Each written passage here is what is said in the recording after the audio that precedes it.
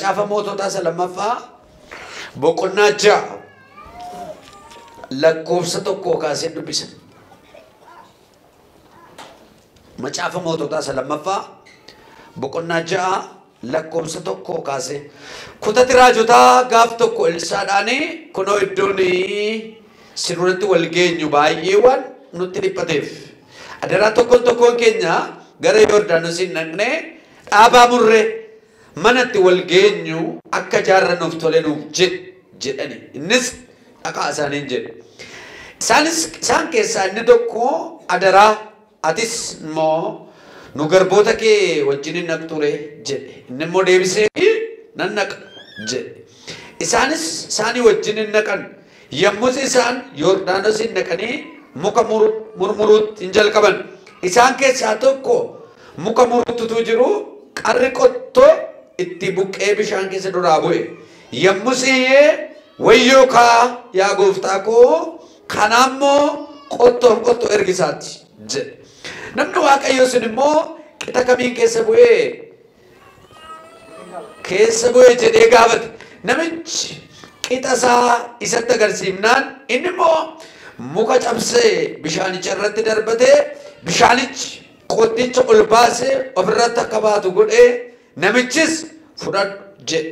Yommusuma namichis hiixatee hin fudhate. Baay'ee kutaa kana akka ajaa'ibaatti Hafuurri Qulqulluun naa ibsee immoo fidee dhufeera. Ol fuudhaa marga keessan lallabeera yoo xiqqaate konfireensi meeqa deemee lallabeera iddoona garuu akka yeroo sana lallabeetti immoo natti hin ibsine kan adda godhee immoo naa ibsee eedaa kaasee Hafuurri Qulqulluun harka ol kaafadhu ergaan sii qaba. Akkasa sii gadi ilaaliiti amantiidhaan waa ilaalimee amantiidhaan ija amantiitiin quba keessan gaditti qabaate ilaalame waa amantiidhaan biyyoo miti ammoo waa ilaalaa waan isin rakkise ilaalaa amantiin kun guutamaati. Qixisaa argameera jira. Jedhame guddisaati. Iddoon itti na rakkise sun argameera jira guddisaati.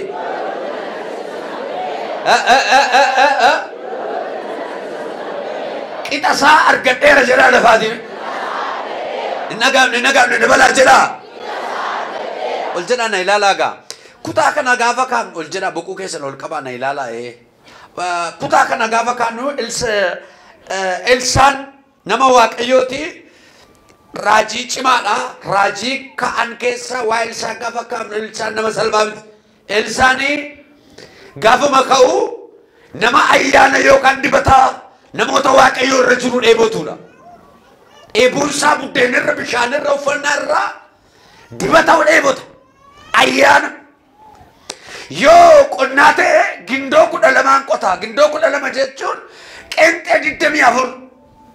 Investara jechuun namoota qonnaa qotanii durooman keessaa nama tokko. Garuu gaaf tokko Hiliyaastu achiin darbaa Hiliyaas irra ayyaanni jiru kun itti tollaan akkamitti akkasa duukaa bu'u falafalata. Yagguu kana ol deebi'ee mariisisee sibiraan afoonidhee horii isaa keessaa qalee wanta barbaachisu hunda raatee duukaa bu'a. Yeroo duukaa bu'u sirriitti na dhaggeeffadhaa. Yeroo duukaa bu'u Elsaan qormaata 3 qore. Hiliyaas qormaata 3 qore Elsaa. Yeroo 3 fatanaa dhiyeesse namni tokko fatanaa malee yookaan qormaata malee darbuu hin danda'u. Fayyuma waldaa dhumnee waan dhumne sana hin beeknu yoo ta'e hin gargaaramu. Elsaan waan Elsaan manaa ba'eef Hiliyaas fatanaa 3 qore akkana jedhe. Anamma Yordaanositti gadi bu'aa addana dhaabbadhuu na eegeedhaan amma deemsaa imala isa jalqabaat du'a lubbuu kooti an si biraa nafu. Tokko 10 keessaa 10 argatee waan darbe natti fakkaata. Lammaffaa amma immoo Beetelemitti gadi bu'a. Beetel jiru kutata raajotaa jira. Achan naqee ilaala raajotan jajjabeessa. Addana dhaabbadhu du'a lubbuu kooti an si biraa hin hafu. Beetel Yordaanos ilaala hin hafu si biraa. Iyyaarikoo hin hafu si biraa. Maaliif tasuma nafu har'a ergaasii qaba harka ol kaafadhu. Inni barbaachisu dibati cimaan tokko har'a harka kee galaamee jettaa laata.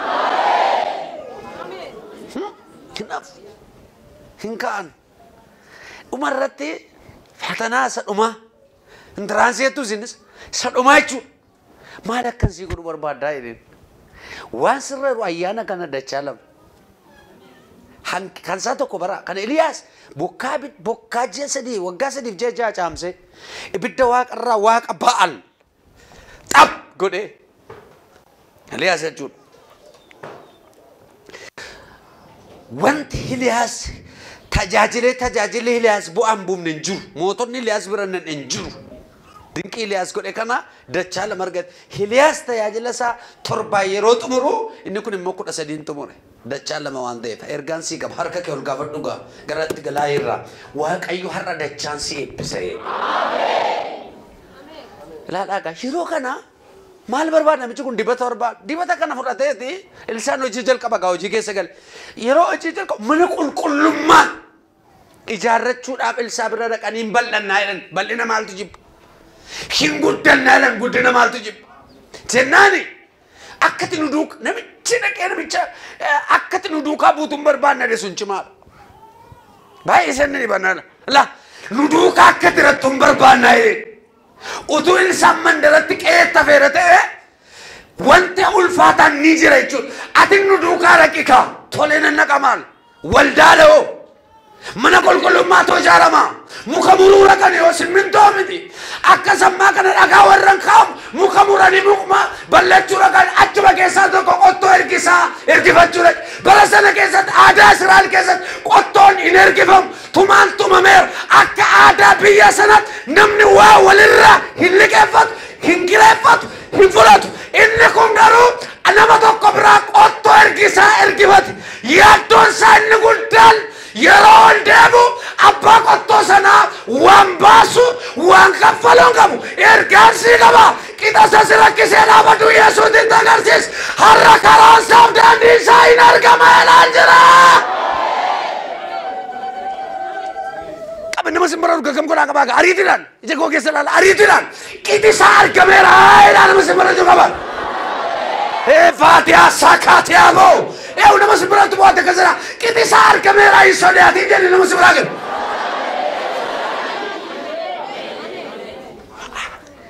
Nama cukup tu kan erkifat bayi jawab kata, itu amma mantot amma kena, sinta anak teh, bayi erkisaun.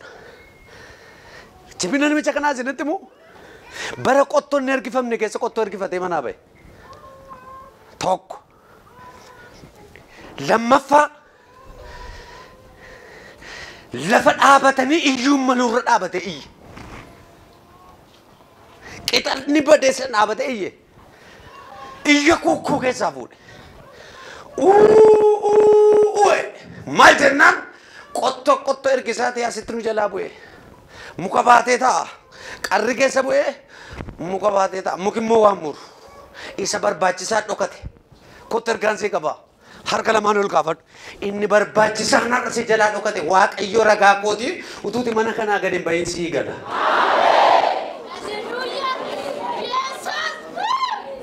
Nagin, meme ulo lah yo tikati nami di betul kop dedam torban radu gabati kabate rabatat.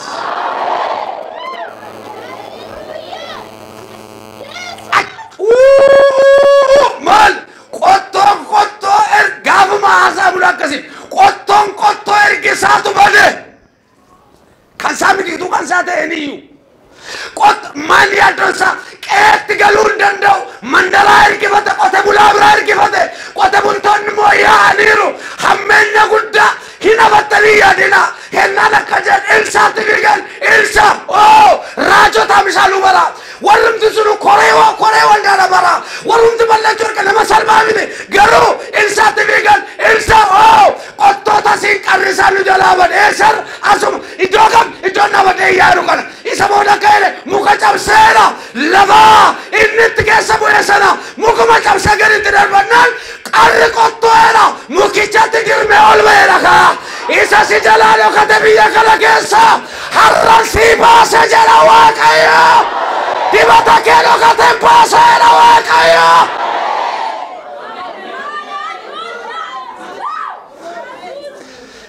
nama si beraga kam kodi kami. Kidun suman rasa seret rasa.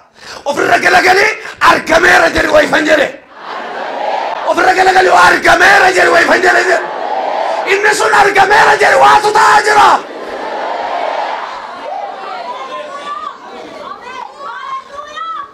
Argamera insodat ini.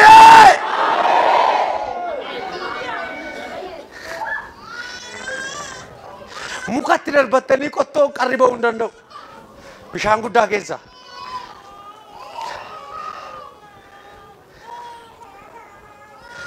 Himbai. Namichi ofii isaa ilsaanii tateen fuune bara ilaa isa inni guddaan. Hiixadhu fudhu gaa'e. Fudhachuu nuyi kaman biraa qaba. Tokko tokko hamma Yesuus biddeena afaan kaawwatanii nuun jedhu. Hiixadhu fudhu.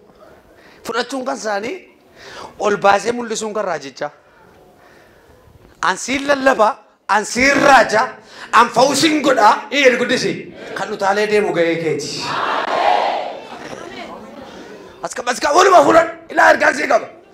Amma galtee wanta waggaa 10 waggaa 5 waggaa 6 dura qixa isaa dhabde barattee nagaltee heerumtee fuutee hojjettee karaa saaba qixaachaan isaa kan sirkaa bade ergaansii qaba. Nama hunduma ayi gilaasii waa argu ammatti godhameera naan jedha Waaqayyo.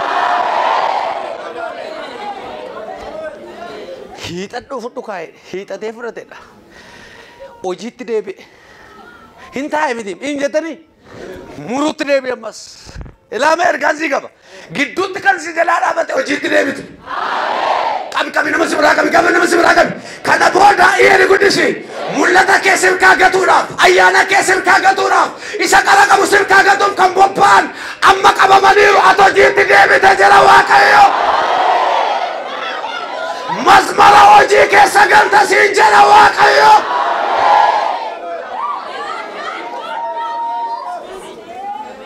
Hin danda'amu malee. Jedhame nama simbira harka qaba qixa isaa Waaqayyo argeera jedha.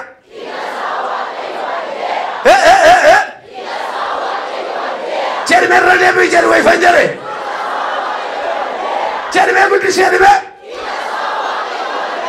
Ilaame ballachuu baatee guddachuu baatee mindaa nyaachuudhaaf dorgommii baatee qixa isaa kan namni ergaansii qaba. Nama 68 qixa isaa argameera deemi amma. Hifadhiyaa see asgam ballachuu baatanii ijaaruu baatanii kan diigamtan hello dhaabuu baatanii kan kufe kaa hello warwaamtanii hojiin baatanii kan karaa dhaabatan hello akkaataan isaa kan isin qabane hello gooftaan akka jedhaa ira har'a itti deemi hanqee indalaa qabatee galtaa.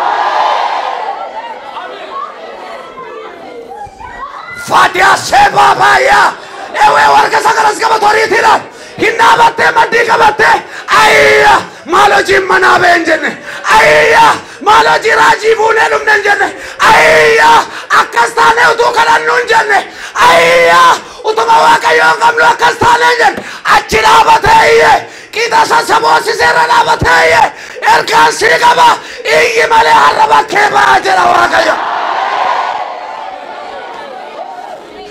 Namni tokko bichaan ofirra galaganii iyyuu jedhu waatu argama.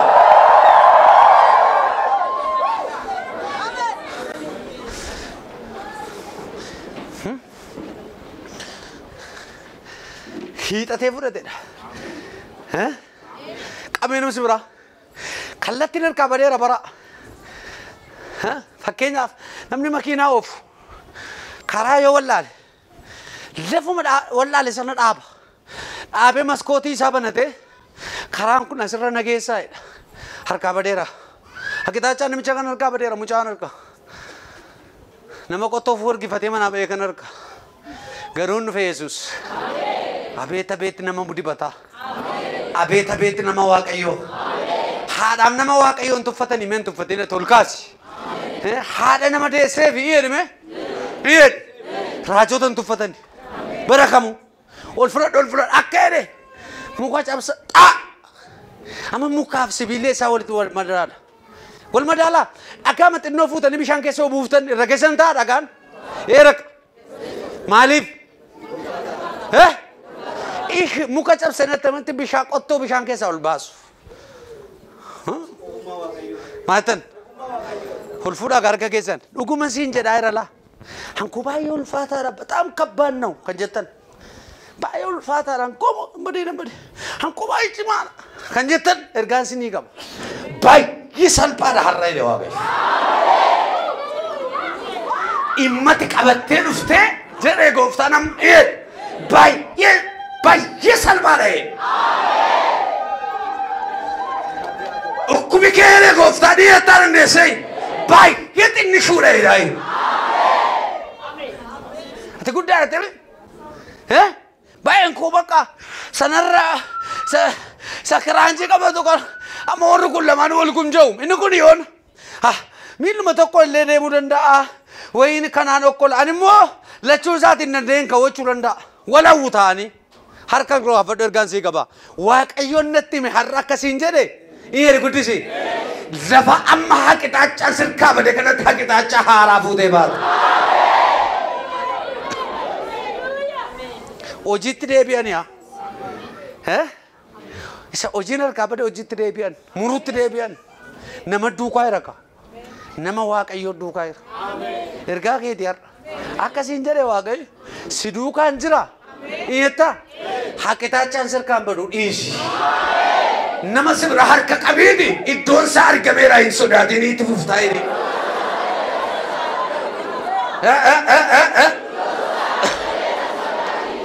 Maitan.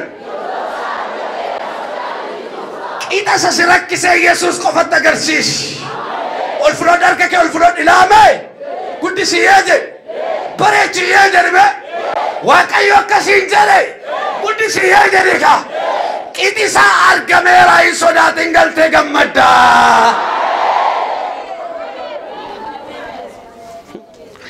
Ada bis kaba jaminas kabanan. Alina ma dunia kanar. Nami tokko guutuu miti. Yesus duwwaadha guutuun.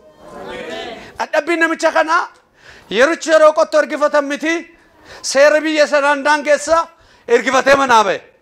Kun adhabbiidha. Inni lammaffaan hin jettani guddisaa iyyeedha. Utuu namni waaqayyoo duukaa jiru iyya guddaayi. Kun adhabbiidha. Nami tokko tuma itti raajamu tuma kadhatamu.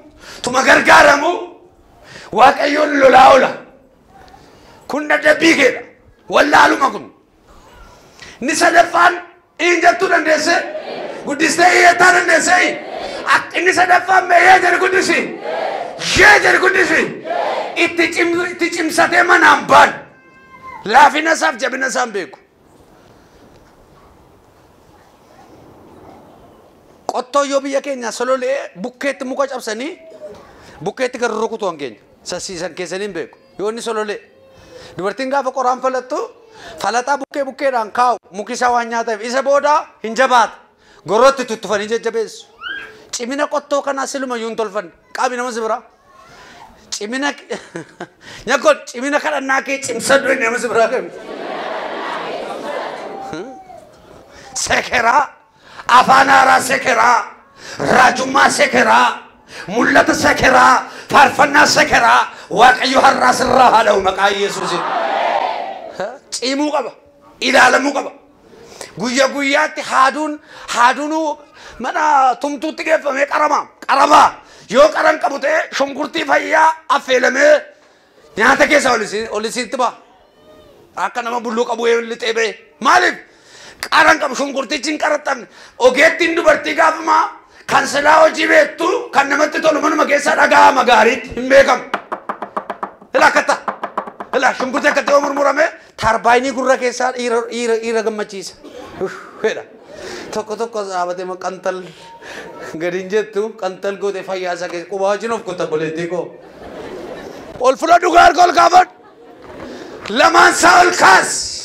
Ergaan sii qaba yeeje qarabaata siin jedha waaqayyo har qaba nama si maru nyakkoodha qabaate waaqayyo qara si baaseera harraba kee qara mul'ata kee qara ayyaana kee qara dibata kee itti baa deemta amiin jedhi maqaa Yesuusi gadhumaan deemtu itti ba'aa deemtu. Tajaajila kee keessatti isa kaleessa namoonni tokko torban guutuun bishaan isiitti facaasaa oola. Yesuus diizaayinii geeddaree fayyisaa ture. Takkaa dhoqqee fuudhee ijatti dhibee maankaa dhoqqee ija tokko ija isaarra dhoqqee maankaa tokko irra kaa'ee Soloom laga jedhamutti arginu gadhee kun hojiidha. Deemii jedheen ofii kee dhaqini gadhee hamma lagicha ga'utti dhoqqeen isirraan buune iji isaas hin banan erga achi ga'ee dhiqatee booda nan argee jedhe harka kee ol kaafan isa kaan immoo afuufee fayyisa isa kaan immoo tachiidhaan fayyisa isa kaan immoo kayya deemii jedhe siree baadhee isa warraa saakatee abaabaa ergaan sii qaba itti baadeema lallabi kee itti baadeema faarfannaa kee itti baadeema raajummaa kee humna dhiiga Yesuusin nama hawwaa naftu abaloo akkam faarfata abaloo akkam lallaba abaloo akkam dinqiitiin ta'a abaloo kun akkam kiraanchii fannisaa kan jedhamu yoo jilba kalataa qabaateera itti baadeema jilbi kalataa kee